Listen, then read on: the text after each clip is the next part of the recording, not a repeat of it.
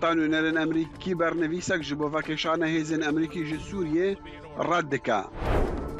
Di Kongrêsê Amerîkî de nakokî hene li dorbilindkirina rêjeya qazanca li ser deynan. û îro sî û çaremîn salvegera wexela hunermendê navdarê Kurd Mehemed Şêxo ye.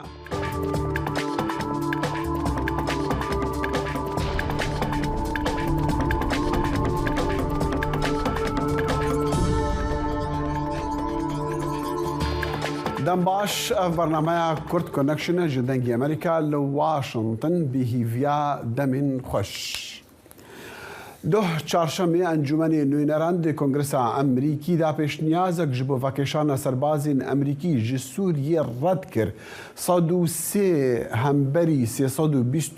dengên li dijî vekêşana hêzên Amerîkî ew pêşniyaz nepejirand.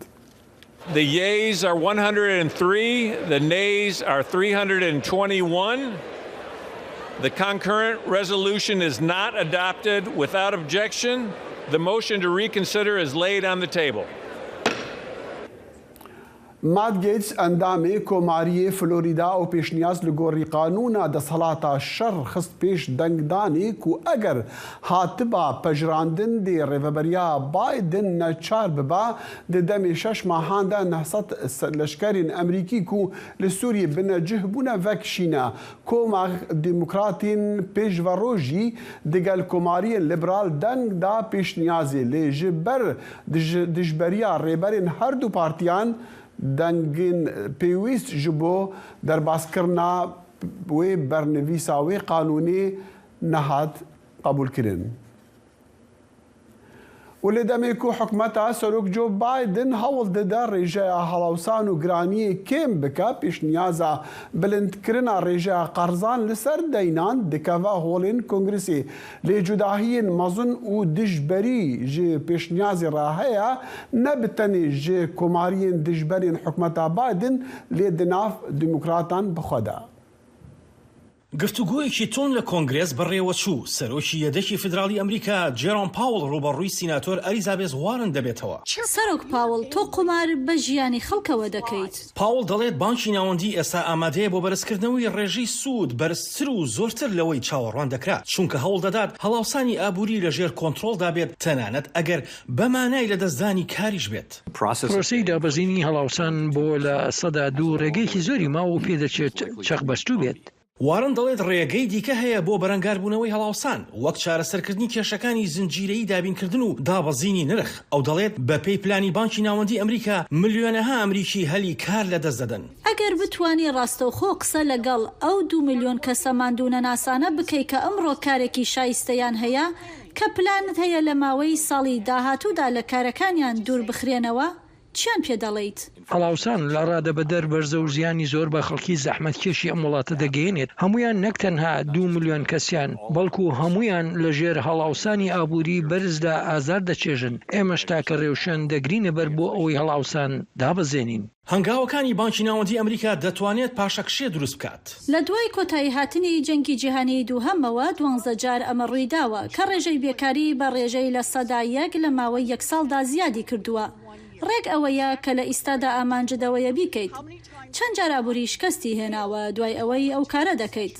لە کۆی 12 جار چەند جار شکستت هێناوە؟ پێم وایە ژمارەکە سفرە. ئەوە تەواو ڕاستە. سەرۆک پاوڵ ئاماژەی بەوەدا تەنانەت ئەگەر ڕێژەی بێکاری بە تەواوەتی بەرز بێتەوە ئەوە هێشتا لە نێو کەمترین ڕێژەی بێکاریدا دەبێت لە ماوەی 75 ساڵی ڕابردوودا. ئاسۆ جەبار، دەنگی ئەمریکا. دەنگی ئەمریکا سەرچاوەی متمانە پێکراوی هەواڵ و زانیاری.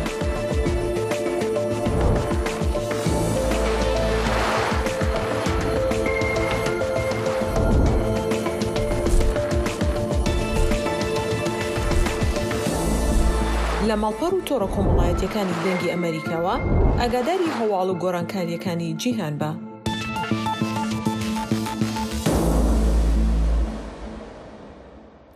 به هەلکەفتە ڕۆژە جیهانیا ژنان دوه چارشەمێ بە دەهان کەس لەبەر باڵوێزخانە ئیرانیە لە ڕۆمای خۆپیشاندانێک ڕێکخستن.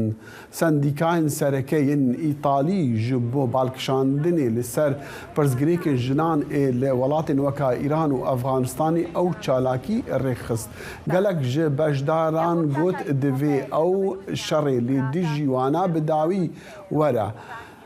نەتەوەین یەکبووی دە ساڵە 1970 دا ڕۆژە ژنەیە جیهانی دەستنیشان کردە.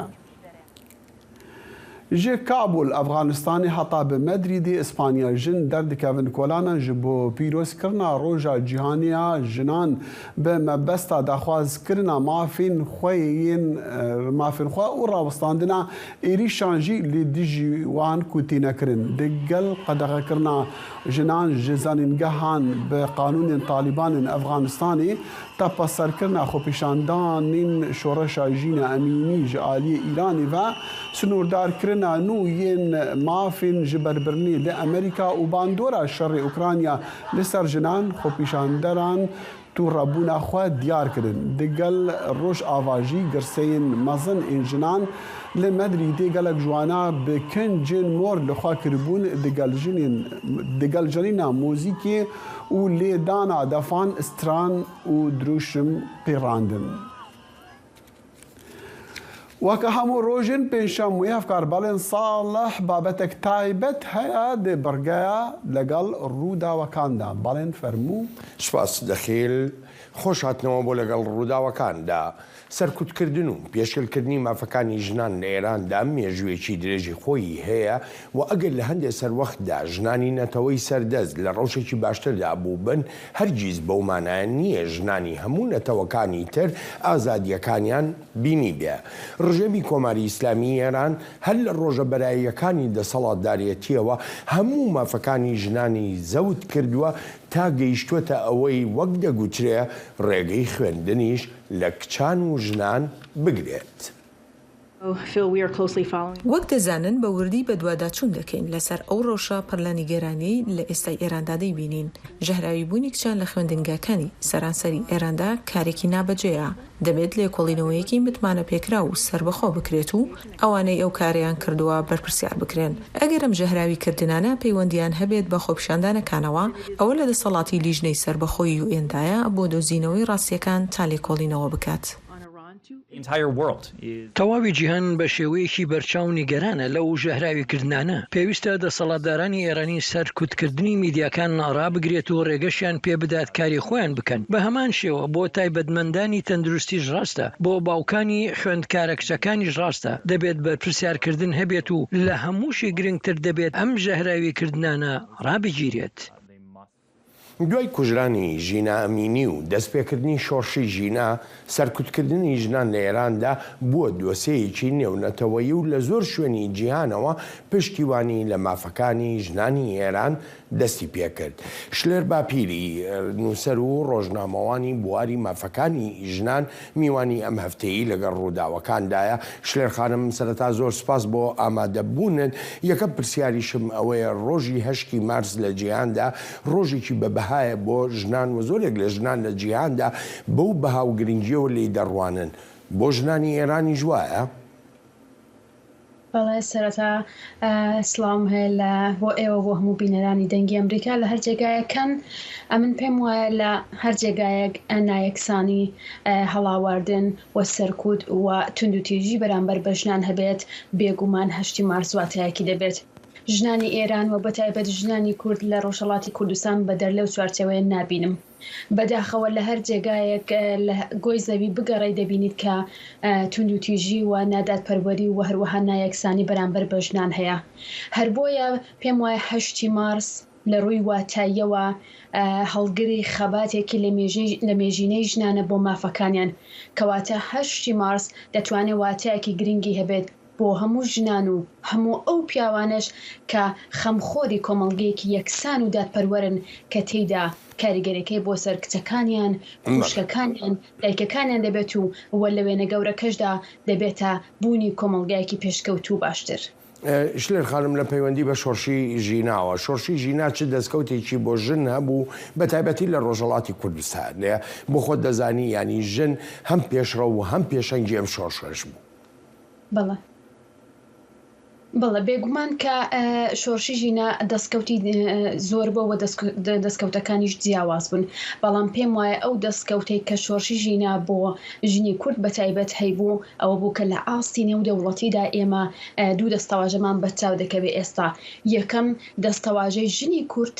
کە لەژێر سێبەری ژنی ئێرانیدا ون نەبوو ئێستا و دووش ئەو دروشمی ژن ژیان ئازادی کە ئێستا لە چوارچەوەی دروشم تێپەڕ بوو بۆ تەمانی فێستێکی سیاسی کە دەتوانێت کاریگەری لەسەر ڕەوتی شۆرشەکە هەبێ و هەروەها لە شێوەیەکی بربەرینتر کاریگەری لەسەر بزوتنەوەکانی یەکسانی خوازی لە ڕۆژهەڵاتی نێوەڕاستە بێ و هەر هاوکات کاریگەریشی لەسەر بزوتنەوەکانی یەکسانی خوازی فێمینیستەکان لە ئاستی دنیادا هەبێت کە بەو دروشمەوە جارێکی دیکە پلان و ئامانجەکانیان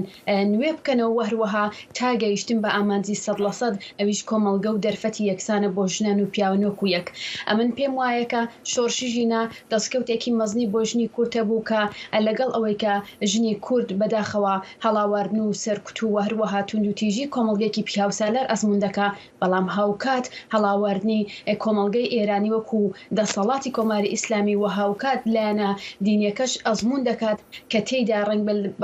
پرسی ژنی کورد لەگەڵ پرسی ژنێکی ئێرانی جیاواز بێت ڕاستە لە هەندێک خاڵدا هاوبەشین بەڵام هاوکات پرسی ئێمە پرسێکی جیاوازترە هەروەکو چۆن ئێمە لە ئەمریکا دەبینین کە پرسی فێمینیستی سپی لەگەڵ فێمینیستی ڕەش جیاوازە و دەیان تیۆری تێدا خوڵقاوە کە تێیدا باز لە پرسەکانیان دەکەن و شرۆڤەی دەکەن کە لەکوێدا جیاوازەکانیان هەیە. بەڵێ لە ڕواگەی ئەو جیاوازی کە جەنابەت ئاماژە و پێکرد بۆ خۆ دەزانی ژن ژیان ئازادی ئەمە دروشمە سەرێکیەکەی شۆرشی ژینایە هەر ئەم دروشمە خۆی لە خۆیدا جۆرە لە تانپۆی فێمینیزم دەدا بە بزوتنەوەکە بە شۆرشەکە بەس پرسیارەکە لەوەدایە ئایا دەکرێت شۆرشی ژینا بە شۆرشی فێمینیزم سیر بکرێ یاخو بیری لێ بکرێتەوە؟ بێگومان شۆرشی ژینە دەتوانێت لێکدانەوەی جیاوازی هەبێت و یەکێک لەوانش دەتوانێت ئەوە بێت کە بە شۆرشێکی فیمینیستی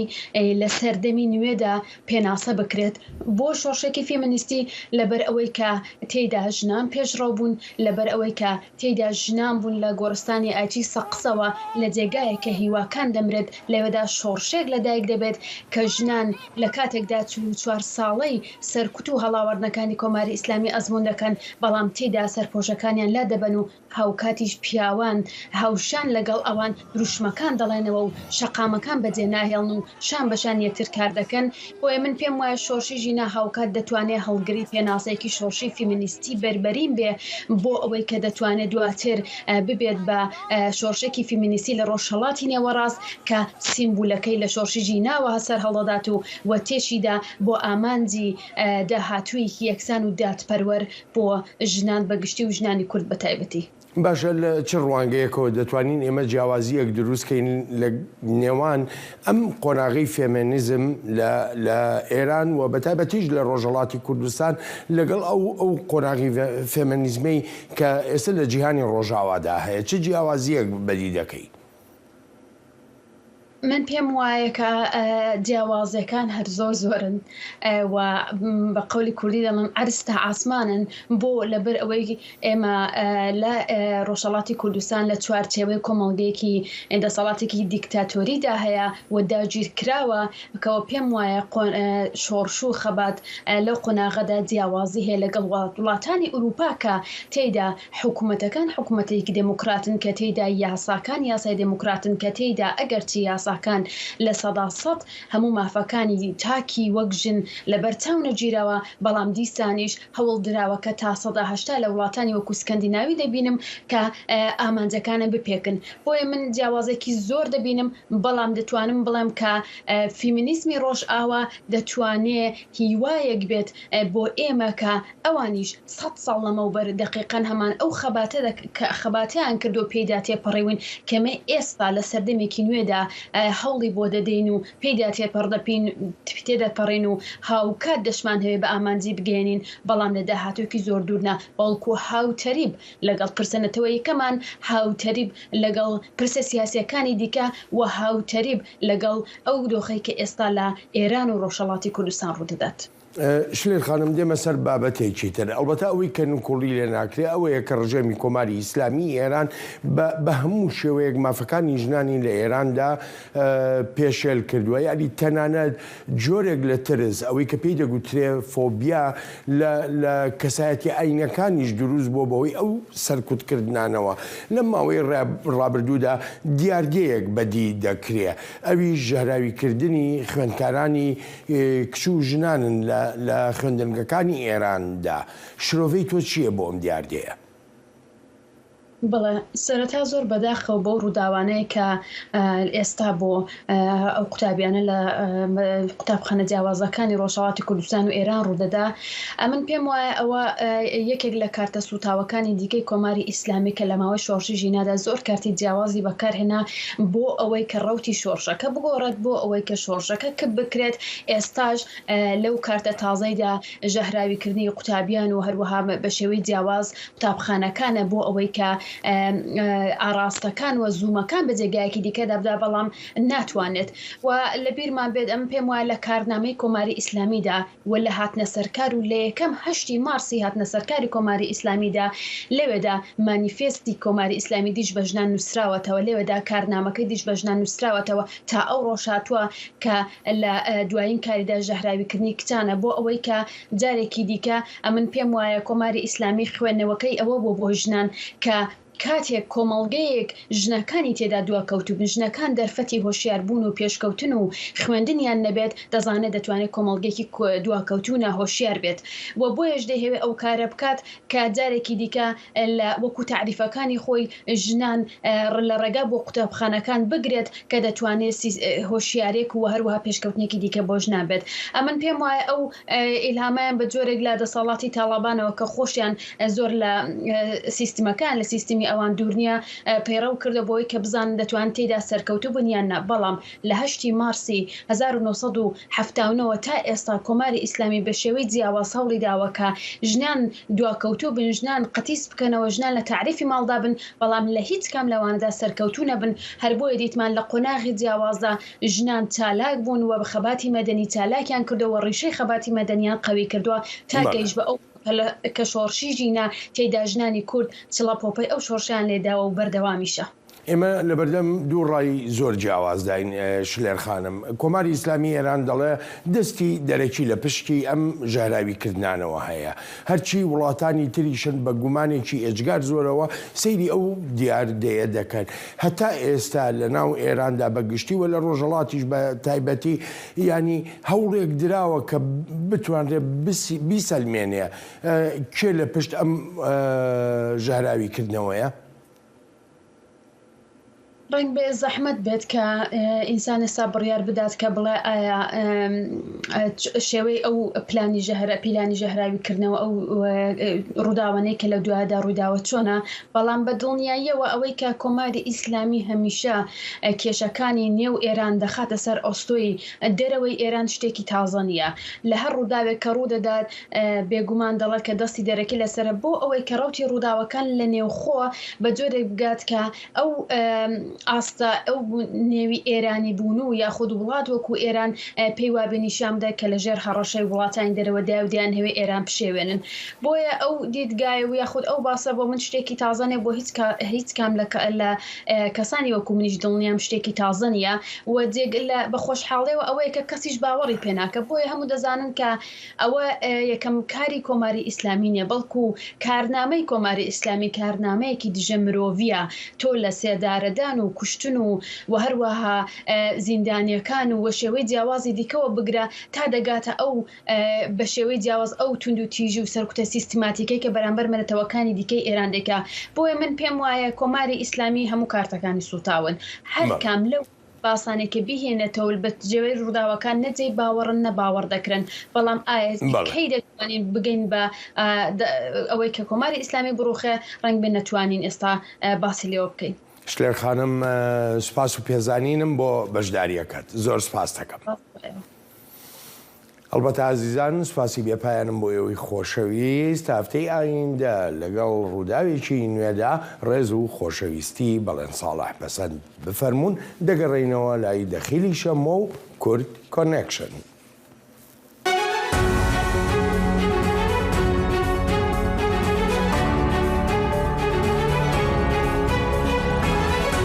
واشنگتن بەنامەیەکی هەفتانەیە لە بەشی کوردی دەنگی ئەمریکاوە ئامادە و پێشکەش دەکرێت. من بەڵێن ساڵح هەموو ڕۆژانێکی هەینی لەگەڵ پسپۆڕاندا تاوتوێی گەرموگورترین بابەتی ڕۆژ دەکەین لە پەیوەندی بە سیاسەتی دەرەوەی ئەمریکاوە. لەگەڵمان بن.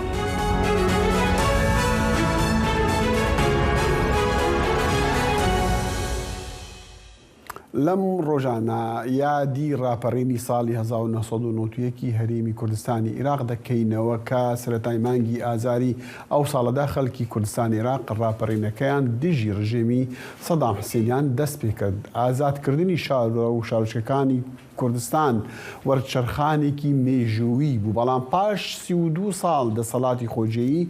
و هەرێمی کوردستانش ئێستا لە ناو چەندین قەیرانی سیاسی، ئیداری و ئابووریدایە. مامۆستا سۆران عەلیخان پێشمەرگەیەکی دێرینی ئەو کاتە و چاودێری سیاسی لەو ڕۆژانەدا ڕۆلی هەبوو. یادگاریەکانی خۆی لەگەڵماندا باسەکاتن. مامۆستا زۆر سوپاس بۆ کاتی جەنابەت کە تۆ ئێستا ڕاستەخۆ لە خانقین لەگەڵماندای پێش ئەوەی باسی دەستکەوتەکانی ڕاپەڕین بکەین و دۆخی خەڵکو و ئەو بابەتانە بەتایبەتیش ئەو کەسانەی کە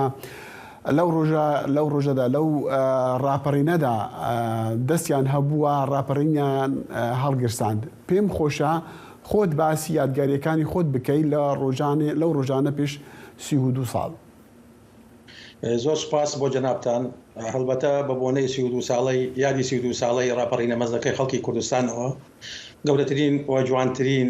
پیرۆزبایی لە خەڵکی کوردستان ئەکەم و ئەڵێم ڕوحی شەهیدەکان شاد بێ و لە مێژووی کووردا ئەتوانم بڵێم یەکەمین جار بوو کە خەڵکی کوردستان بە شێوەیەکی گشتی و بە خەڵکی باشووری کوردستان بە شێوەیەکی تایبەت بتوانن بە هەماهەنگیەکی زۆر و بە هاوکاری و تەبایی و برایەتێکی زۆرەوە لایەنە سیاسیەکان و جەماوەر یەک بگرن و ئەو ڕاپەڕینە مەزنە ئەنجام بدەن و بتوانن سەراپای خاکی کوردستان لە زاخۆ و هەتاک و خانەقین و کەرکووک ڕزگار بکەن و پەیامێک بەگوێی هەموو دۆست و دوژمنانە بەگوێی هەموو جیهاندا بدەن کە بست بە بستی خاکی کوردستان هەر دەبێ ڕزگار ببێ لە هەر دەرفەتێکا بێ لە هەر ڕۆژگارێکا بێ. ئێمە ناچی نەژێر باری جەور و ستەم و داگیرکاری و بەرگری و بەرخۆدان هەمیشە بەردەوام ئەبێ. ژیانمان چەند سەخت بێ، قوربانیمان چەند زۆر بێ، برسێتی هەبێ، هەر شتێک هەبێ، خەڵکی کوردستان ئازادی لە لای لە پێشەوەی هەموو ئامانجەکانە. بەو بۆنەیەوە ئێمە لە ڕاپەڕینە مەزنەکە کە بارەکەکانمان لەسەر مەزەکان بۆ هاتینە خوارەوە هەرێکە بە کۆڵە پشتیەکەوە بە کۆمەڵی نانە ڕەقەوشتی واوە لەژێر باران و سەرمای ئەو سەردەمەوە لەو فەسڵەش زۆر باران زۆر بوو بە مەینەتیەکی زۆر گەیشتینە سەرچەمی سیروان ئەتوانم بڵێم و لە چەمی سیروانیش پەڕینەوە شاری باوەنورمان ڕزگار کە شاری باوەنور ڕزگار بوو. دوایەوە ڕۆژی دوایی شاری کەلار ڕزگار بوو و لە کەلاریشەوە لە 11 مانگ هێزەکانمان بە هاوکاری جەماوەری تێکۆشەری ناوچەکە هی گەرمیان کەلار خانەقین و هی ڕێخستنەکانمان هی پێشمەرگە و توانیمان شاری خانەقینیش ڕزگار بکەین. خانەقین بۆ یەکەمین جار لە مێژوویدا بە ئازادی شاد بوویەوە، خەڵکی خانەقین بە ئازادی شاد بوونەوە و دووسێ ڕۆژێک خانەقین لەژێر دەسەڵاتی پێشمەرگە و خەڵکی کوردستانە بە ئازادی تایە ئیشوکاری خۆیانیان ئەکردووە سەراپا لە خۆشی و ئاهەنگێڕان بوون. بەڵام بەداخەوە خانەقین چووکە شاری تەماسە لەگەڵ حکوومەتی عێراقا، حکوومەتی عێراقیش هەزەکانی هەمووی زۆر دڕندانە بەردایە گیانی ئەو شارە. مامۆستا سۆران دەمویست ئەو باسە بکەم بە تایبەتیش باسی خانەقین بۆیە داوامان کردووە کە تۆ لەگەڵمان بێ ئەوڕۆ زیاتر بۆ ئەو باسەکەن چونکە دەزانین ئێستا شاری خانەقین تا ڕادەیەکی زۆر لەژێر دەسەڵات و لەژێر حکمی وەکو بڵێ هێزەکانی فیدرالی عێراقدان، یعنی کورد زۆر ڕۆلی تیانەما دەوری تیانەماوە. تا چەندی ئەمە ڕاستە؟ تا چەندی کورد ئازادن لەو شارە؟ وڵا ئەتوانم بڵێم دوای ڕووداوەکانی دوای ڕیفراندۆم و ڕووداوەکانی 16 ئۆکتۆبەر کە دەسەڵاتی کورد دەسەڵاتی پێشمەرگە ئەتوانن بڵم لە خانەقین و کەرکووک و شارە دابراوەکانی تری کوردستان کە 52% خاکی کوردستانەکە و نیوەی دانیشتوانی خەڵکی کوردستانی شەژماری خەڵک دانیشتوانەکەی بەداخەوە ئێستاکە دەسەڵاتی لە عێراقیەکانە دەسەڵاتی لە هێزەکانی سوپای عێراق و حەشتی شەعبی و ئەحزابی عێراقیە ئەحزابی کوردیش و لایەنە کوردیەکانیش هەن لە شارەکە بەڵام تا ڕادەیەک بێدەسەڵاتین وەکو جاران نییە جاران ئێمە هەموو ئیش و کارەکان لە ڕێگای کوردەوە بەڕێوە ئەچوو لە ڕێگای حکوومەتی هەرێمی کوردستانەوە بەڕێوە ئەچوو ئێستاکە ئەتوانن بڵێم زۆر بێدەسەڵاتین و شارەکە لەلایەن هێزەکانی عێراقی و بەڕێوە بەکە باسی دەستکەوتەکان دەکەین زۆر خەڵک دەڵێن کە دوای تێپەڕینی ئەو هەموو ساڵە دەستکەوتەکان جێبەجێ نەهاتون یان چ دەستکەوتێکیان نەبووە بەو مامنایە کە خەڵک بێ هیوان بێ ئومید بوونە لە وەزعی سیاسی و ئابووری و بڵێ ئیداری هەرێم تۆ چی دەڵێ یعنی باری دەستکەوتەکان بە تایبەتیش بەڵێ منیش دەنگم بەخەمە پاڵ دەنگی خەڵکی کوردستان بەڕاستی دەسەڵات یا حزب سیاسیەکان تا ڕادەیەک شکستیان هێنا لە زۆر شتا ئێمە ڕاپەڕین دەستکەوتی گەورەی بەدەستهێنا سەرکەوتنی گەورەی بەدەستهێنا بەڵام بەداخەوە نەمانتوانی دەستکەوتەکان بە تەواوی بپارێزین حزبەکانی کوردستان نەیانتوانی بە تەواوی ئامانجەکان بپێکن و هەموو ئامانجەکانی خەڵکی کوردستان بەدی بهێنێ ئێمە ئەمانتوانی وەکو کورد وەکو دەسەڵاتی کوردی ئەمانتوانی دۆخێکی زۆر لە ئێستا باشتر دابین بکەین بۆ خەڵکی کوردستان چ لە ڕووی ئازادیەوە چ لە ڕووی خزمەتگوزاریەوە چ لە ڕووی بژێوی و ژیان و ڕووی ئابووریەوە چ لە بواری دیموکراتیزەکردنی کۆمەلگەکە بەڵام بەداخەوە بەرژەوەندی حزبی بەرژەوەندی بچووکی فئەوی وای کە تا ڕادەیەک پاشەکشێ بکرێ لە هەرێمی کوردستان ئەزمموی هەرێمی کوردستان لە هەندێک ڕۆوە پاشەکشەی کردووە ئەو شێوازە باشەی کە پێشتر هەبوو ئەتوانم بڵێم ئێستاکە نەماوە ئێستا خەڵک زۆر گیانی ئەوەی وەکو بڵێن شۆڕەش گەڕانە یان گیانی ئەوەی کە خەڵکانێک هەستن ڕاپەڕین بکەن ناڕەزایەتی دەربڕن بەرامبەر بە ناکۆکی و ناڕێکی دەسەڵات و چ لە بەغا چ لە هەرێمی کوردستان ئەو ڕوحیەتە لای خەڵکە هەیە ئێستایانە ئەوەی کە پێش 32 ساڵ هەبوو وڵاتوانم بڵێم لە 180 هەڵوێستی خەڵک هەر باشە خەڵک ڕاستە تۆزێک بەشێک ناومێد بووە تا ڕادەیەک ناڕازیە گلەیی هەیە هەمیشە ناڕزایەتەکانیشی دەربڕیوە چ بە شێوەی خۆپیشاندان بێ چ بە شێوەی چاوپێکەوتن بێ چ بە هەموو شێوەکان مانگرتن بێ لە هەموو شارەکانە لە هەموو شوێنەکانە ڕای خۆی دەربڕیوە کە ناڕازیە لەم دۆخە ئەم دۆخە ناکرێ وا بڕوا بڕێوە ناکرێ ئێمە دوای 32 ساڵ لەسەرکەوتن تاکو ئێستاش خەڵکی کوردستان ئارەزومەندی کارەبا بێ خەڵکی کوردستان تاکو ئێستا برسی بێ گەنجەکانمان هەمووی سەری خۆیان هەڵبگرن ڕەو بکەن بچن بۆ خارج و لە دەریای ئیژە بخن کێ خەڵک برسی بێ مناڵی شەهید برسی بێ کارەبان نەبێ ئاو نەبێ ڕێگاوبان نەبێ کێشەمان زۆرە قەیران زۆرە یعنی بەڕاستی دەسەڵاتی کوردی نەیتوانی ئامانجەکانی بەباشی بپێکێ و بەرژەوەندی حزبی و بەرژەوەندی شخصی زیاتر زاڵ بوو بەسەر بەرژەوەندیە گشتیەکانی خەڵکی کوردستاندا مامۆستا سۆران عەلی خان پێشمەرگەی دێڕین و چاودێری سیاسی لە خانقین ڕاستەخۆ لەگەڵ مام و زۆر سوپاس بۆ ئێوە دیپلۆمات دەبێژن ئیران دێخواژە ڕەخنەیان و یا چاودێریە ناوۆکیانەتەوێن ئێگردی ڤەدزە پشتیک و دەداویە هەفتیەدا سۆز دایک و دێ بە ئاوایەکی شەفاف ڕەفتاری بکە سۆزێن ئیرانی پشتی ڤەدیتنا نیشانên پیتاندنا یۆرانیومی بوو بە قاسی ئاستێ دروستکردنا چەکان ئەف پێشڤەچۆن پشتی وێ یەکێ تێک و سەرۆکی ئاژانسا هێزە ئەتۆمیە جیهانی ڕافایل گرۆسی گەرنتی ژی ئیرانی وەرگرتی و دێ کامیرەین چاودێریە لە چەند جێهن ناوۆکی ژنوڤە وەرندانین و ڕێ بدە لەزێ لێڤەکۆلینان بکە سێ دیپلۆماتێن ڕۆژئاوایی ڕۆژا یەکشەمێدا ڕۆژا یەکەم ئاجیڤینە ئەنجومەنێ ڕێڤەبەر ئاژانسا ئەتۆمیە نەتەوێنێگرتە لێ ڤیەنایێ ژ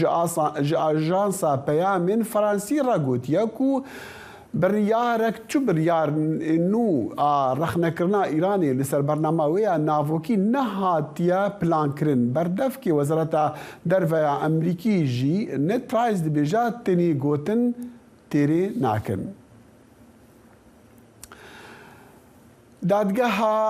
دەستەیە بنگەهین یا تورکی ئیرۆ هەنێک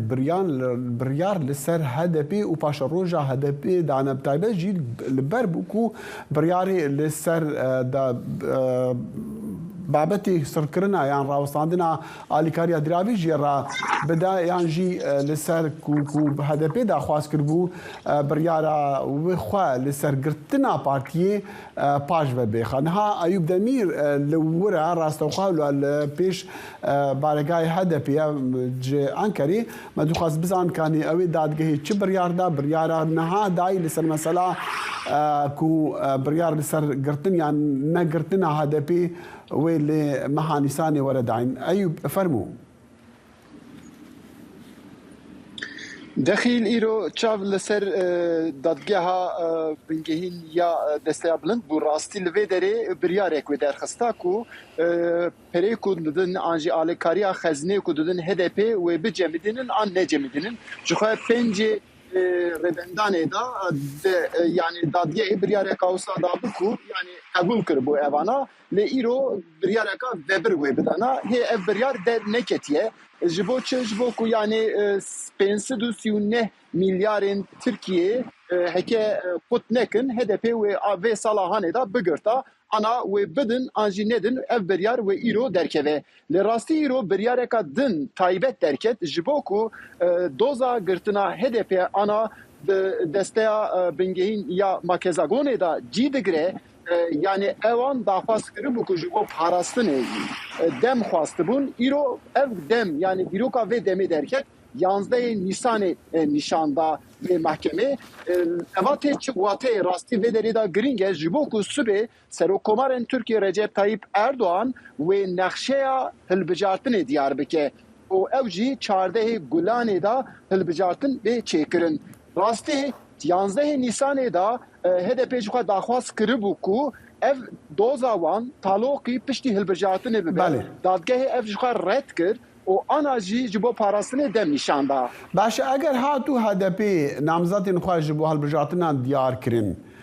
û dema ku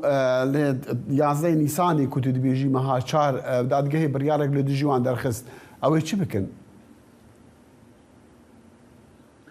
Ana rastî HDP ketiye nav vî fikarî ji bo ku daxuyînek ji berdevkên gruba HDP salohan oru çat ew dibêje ku rastî dadgehê rasterast yani têkoşînek li hemberî hilbijartinê diyar kiriye ji bo çi ji bo ku yani prosedürek heye mesela ew prosedür mesela 11 Nîsanê da HDP wê parastina xwe ya devkî bide paşê dadgeh viya bike rapor bişîne raportör paşê raportör jî ji bo dadgehê careka dinê bişîne û dadgeha Makezagonê jî wê li gorî wî biryar bide lê ev jî tevahî yani di nav mehekê da wê diyar bibe 14 Nîsanê da ana hilbijartin heye ji bo wî jî HDP ana di nav fikara de ku endam nîşan bidin. Baş ev nezelalî ji HDP re nabe rêgir li berhindê ku mesela ji hilbijartina re ji kampêna wan a hilbijartinan re Dexil yekser li ser gotina te ji xwe HDP nêrînê xwe diyar dikin dibêjin ku yani armanc ew e ku pêşiya HDP bigirin. Yani em bêjin ku HDP endamê xwe saz bike ji bo YSK'yê dişîne YSK li gorî dipejirîne lê dem demeka gelek kine em bêjin ku endam şiyand û paşê girtin derket wê gavê HDP nikare dikeve hilbijartinê jî eva keşeka pir mezin e yani HDP jî keşeka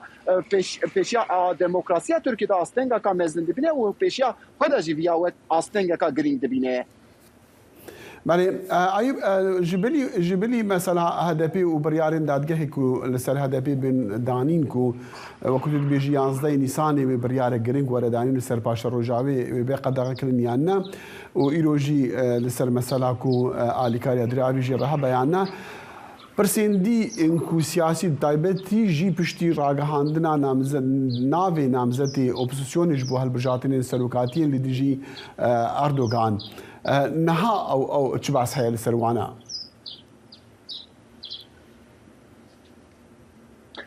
راستی دوی دری دا یعنی گاو ام تماشه دکن تدی پشتی کو اپوزیسیون برندام خو نشان دا لترکیه جی ادی سیاست کان نو دسپیکر yani di saate gotun ku yani jali CHP cihate diyar kırın ve serdana HDP yani BVD'leri Kemal Kılıçdaroğlu serdana HDP bike da aliyedin da ji rasti destilati bixwaze ku behin şeklen nu hilbijartine da serkeftine ki be dest bixine jixwe Erdoğan sibe wata ku bahsa nexşa hilbijartine bike çarde evi mehe da den dest bedike jixwe 65 roj ma ji bo hilbijartine دوی واری داجی گلک آلوزی آنا درد که من پیش یعنی اولکاری هل بجارتنه و چاوا بده اپوزیسیون جی بیال در راستی هن نیرخاندنا دردخین نپیش لی راستی امدکارم بیجم کو ترکیه آنا کتا خطا هل بجارتنه لی گلک تشتین ندیار جی خود دیار دکن ایوب دمیر بیان ریدنگ امریکا جان کاری راستو خوب من رابو گل کی سپاس ایوب سپاس باش ایرو نهی آداریا 34 سال بسر وغرا هنرمندی نافداری کرد محمد شیخ ورا در باز دبن او تی ناسکرن وکا یک جستونین هنرا کردیا نوجن و نوشرخ کود دمکی دا دنگوی سنور ناس نکرن و هر جهه کی کرد هبانا لمحمد شیخو گهداری ذکر وی باندور جی لسر هنرمندان هبو لفی بیراوریا و غراوی پامن دنگی امریکا زانا عمر راپورتک جقامشلو شاندیا دا آدارا 2023 ده 34 سال وگرا کوچا داویه هنرمند کردی نافدار محمد شیخویه. هنرمند نافدار زیدتری 40 سالان جیان ناخواه دواره هنرا کردی ده ترخاندیه. وجبر ویجی راستی اشکنجه هات. محمد شیخو باش فلکلور سترانا کردی آرسن به همه رنگیوینا جبر کربو و لسرد سکنی. هنرمند نمر دجیان خویا هنری ده لگل گلک هنرمند کرد وکا محمد عارف رفعتی داری حسن توفو وکی دن تکل دار بو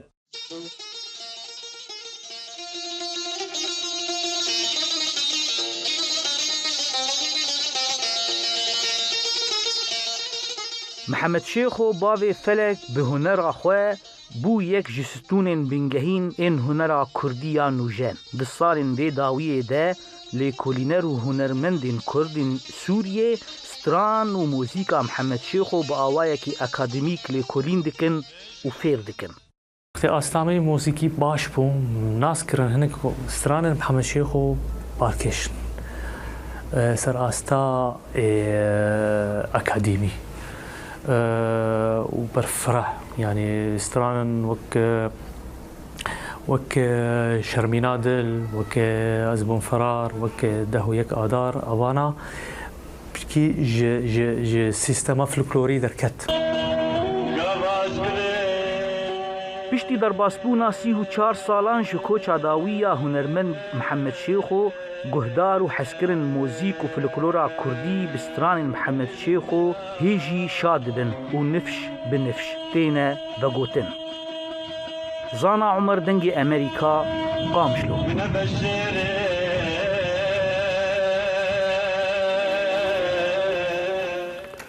هنرمند محمد شیخو دناف گلک هنرمند دناف نفشی خدا درکت و ناف و دنگی وی لسرانسری کردستانی بلاو و گلو تایبت مندیا موزیکا وی چوبو کو هشت بوی آوائی برفره لناف کردان بلاو با چما پشتی چند نفشان استران موزیک و دنگی وی تی گهداری کرن و رزق تایبت جی جرهیا انوان پرسان دیخن پیش هنرمند ابراهیم كوري محمد شيخو يا رحمتي كيك ابراهيم قال كي سباس جبو دميوا يعني ما دخواست بزعن تشما محمد شيخو وصى ناف داربو وهطانا هاجد ناف كردان دا خوشت فيها سرسرا وقال لك سباس جبو بخوندنا وهفبينا يا دنجي امريكا نظام أكثر براستي قالك نتنجم بكرن جي حركة محمد شيخ وقدار دك ومثلا حسكرنا أخوة بدون خويا كرن لو برسل بتر الجموان جيها باللي از ذكارم ژیانە محەممەد شێخ و تەبگەرایە هوەری بیۆگرافیاوی هەنێکی گرێ دەمیانی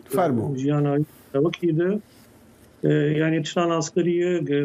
محەممەد شێخ و زێدی 40 ساڵانە کرد ژیاناوی هوەری ئەم بێژن بەلکی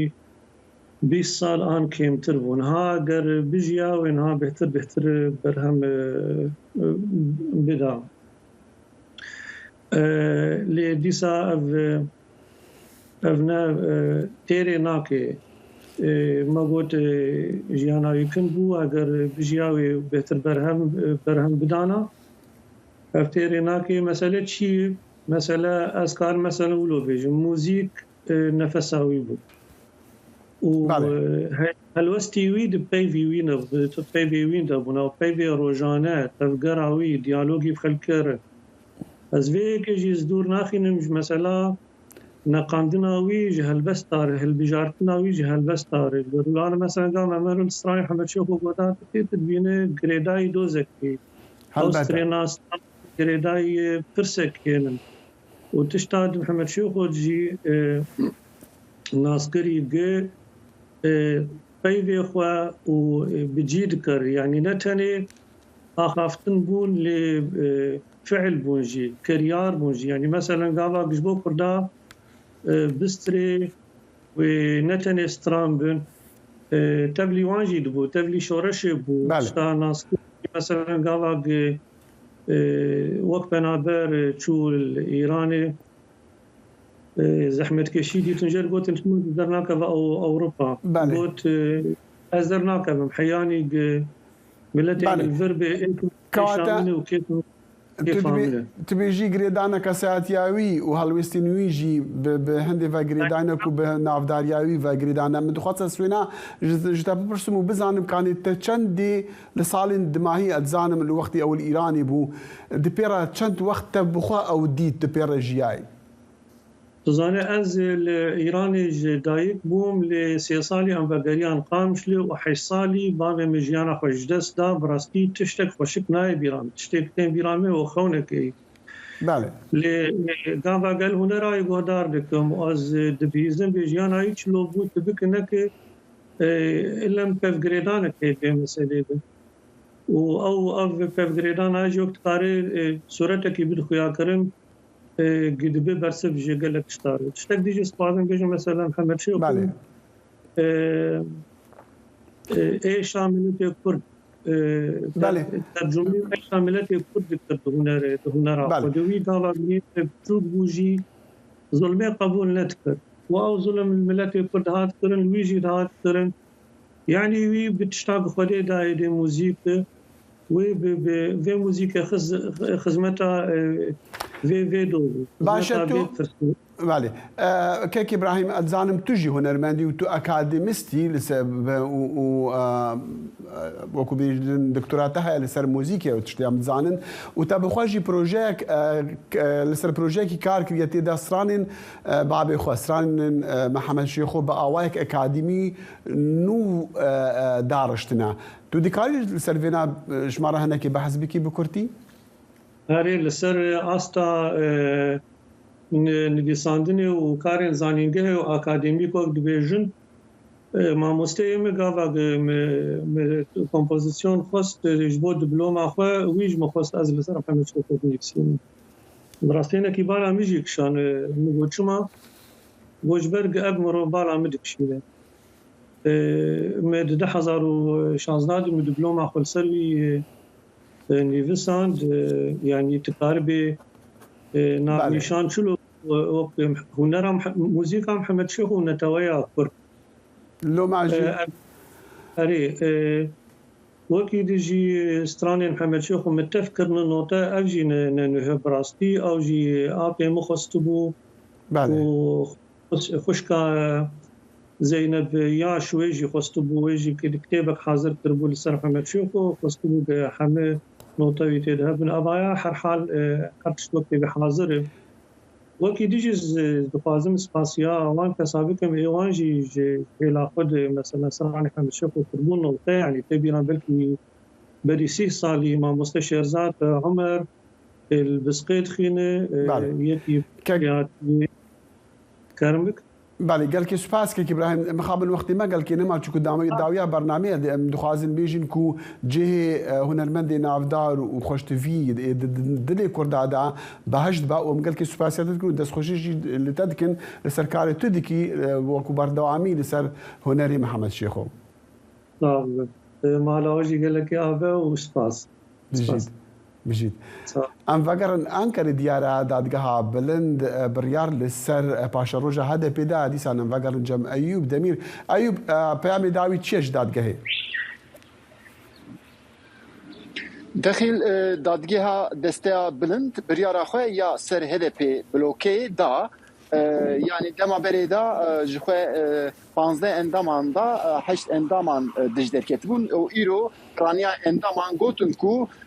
bila alîkariya xezîneyê HDP bigire yani aliyê Erênî da ana da ewek derket encamek derket lê rastî vê derê da HDP zêde nikare şa bibe ji bo çi ji bo ku pêşiya HDP da ana girtin heye û hejde yan 11 Nîsanê da HDP wê parastina xwe bike û piştî wî jî dadgeh raporekê amade bike bişîne raportor piştî raportor jî girtina HDP erê an jî na wê diyar bibe. يعني اگر بريال هاد دانكو HDP ورا قرتن تبيجي او كاربن تشبكن بتايبت جيجبو مثلا هالبجاتنا جدا بنافين دي هار بكافن يعني بارتيك نودا مزرين وكي همو جاران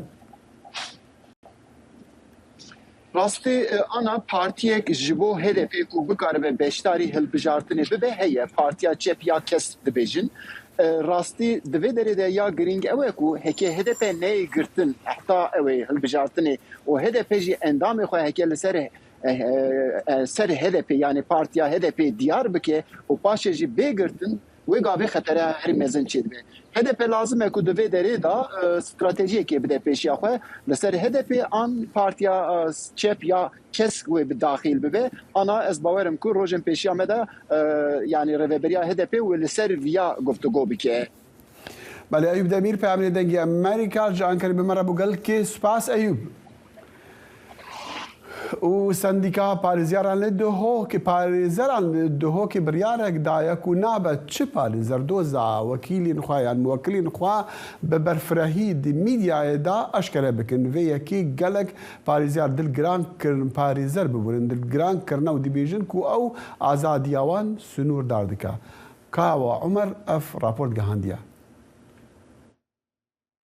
سندیکا پارێزerên duhokê biryarek derkiriye ku têda wesa diyar bîtin nabîtin parêzer babetê muwekilê xwe li ser ragihandinê diyar biketin bi têr û teselî. Ev çende karvedanên mezin li pey xwe anîne û endamekê sendîka parêzerên duhokê wesa bû dengê Amerîka dibêjît ku ev biryare cihê xwe daye û di berjewenda giştî daye. Em parêzer بتش خرا لازم ملتزم بیم قانونه دا يعني دابين كرنا قانونه تنفيذ قانونه بري خرا لازم فارزر بكن يا سامه ود بيشتها يعني اكان بتشين امر خدينا قانون ما نقابه حميه يعني احتمال الدنيا خري وصايا وقالك تشيزان همان دمدا پارێزerên nerazî jî hene û ku evê biryarê bi biryareka şaş li qelem den û dibêjin azadiya parêzeran sunûrdar kiriye. Ez dibêjim ev e rêkeke ji wan rêko ku em bêjîn dengê azad bête binpêkirin û şêlandin û bête ladan. Yani ev rûke wextê ez taxivim an rêkil me bête girtin ev rûke paka ew demokrasiyet ev rûke bil Kurdistanê pê taxivîn xelkê azad ew derbirîniş reya xwe bikitin û xelkê bi navê demokrasiyetê û bi navê yasayê her di evê mijarê da kesûkarên girtiyên siyasiyên badînan wesa dibêjin ku ji ber karvedana keysê çalakvanên siyasî li badînan êdî desthilat bi her rengekî bîtin azadiya xelkî berteng diketin û da ku dengvedan nebît. çalakvanên bedînan çunku kesên bêtawan bûn ekîd yani riyê heqîqiye qeziyê harîkariya tîma parêzerên xwebexş اف قضيه هاتا اکلاکرن کو اف قضيه چه بنامه قانونی بو نبونه لو ما داکو ایدی هر قضيه که حساب بره بچیتن بن فیلتر واد درباز ببیت و کو واد ویتن داکو چه کسن قانونی و قضيه نه چندین جارا ما هەوڵدا و بەرپرسێ سندیکا پارێزەرên دوهۆکێ لێدوانێکی دۆروی بابەتی بدەتن لێ بەرهەف نەبوو چ داخۆیانیان بدات. سندیکا پارێزەرên دوهۆکێ ئەف بڕیارە دەرکریە و لێ سەرانسەری هەرێما کوردستانە عێراقê ئەبتنێ پارێزگەها دوهۆکێ vegirtiye